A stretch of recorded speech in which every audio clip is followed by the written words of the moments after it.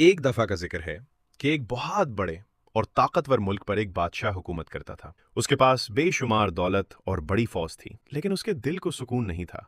उसे हमेशा लगता था कि लोग उसकी इज्जत सिर्फ उसके डर और ताज की वजह से करते हैं।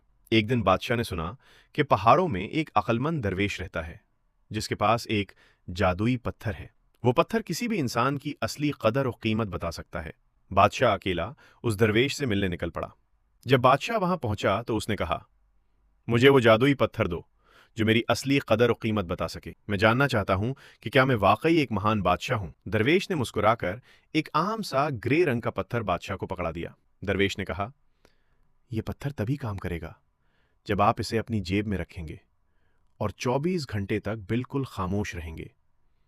अगर आपने एक लफ्ज भी बोला या गुस्से का इजहार किया तो यह पत्थर सिर्फ एक मामूली कंकर ही रहेगा। बादशाह वापस अपने महल आ गया। जिंदगी में पहली बार वो किसी पर चिल्ला नहीं सकता था।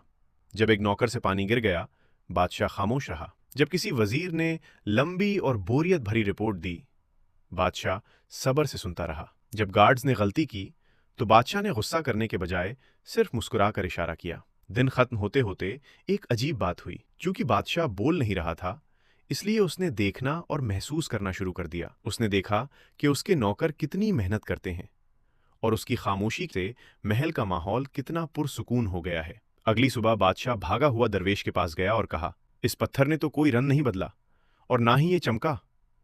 ये तो अब भी वैसा ही मामूली पत्थर है। दरवेश ने जवाब दिया, बादशाह सलामत, पत्थर को बदलने की जरूरत नहीं थी, जरूरत आपको बदलने की थी। दरवेश ने समझाया कि असली जादू उस पत्थर में नहीं, बल्कि उस खामोशी और सब्र में था जो बादशाह ने इख्तियार किया। खामोश रहकर बादशाह ने वो इज्जत कमा ली जो वो बरसों तक चिल्लाकर भी नहीं कमा सका था।